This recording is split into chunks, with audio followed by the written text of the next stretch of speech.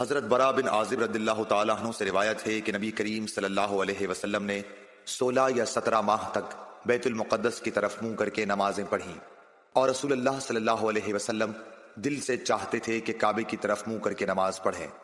آخر اللہ تعالیٰ نے یہ آیت نازل فرمائی، ہم آپ کا آسمان کی طرف بار بار چہرہ اٹھانا دیکھتے ہیں۔ پھر آپ نے کعبے کی طرف منہ کر لیا، اور احمقوں نے جو یہودی تھے کہنا شروع کیا کہ انہیں اگلے قبلے سے کس چیز نے پھیر دیا۔ آپ فرما دیجئے کہ اللہ ہی کی ملکیت ہے مشرق اور مغرب، اللہ جس کو چاہتا ہے سیدھے راستے کی ہدایت کر دیتا ہے۔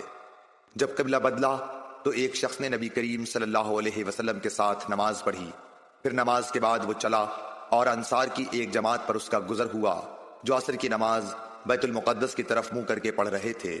اس شخص نے کہا کہ میں گواہی دیتا ہوں کہ میں نے نبی کریم صلی اللہ علیہ وسلم کے ساتھ وہ نماز پڑھی ہے جس میں آپ نے موجودہ قبلہ کعبے کی طرف منہ کر کے نماز پڑھی ہے۔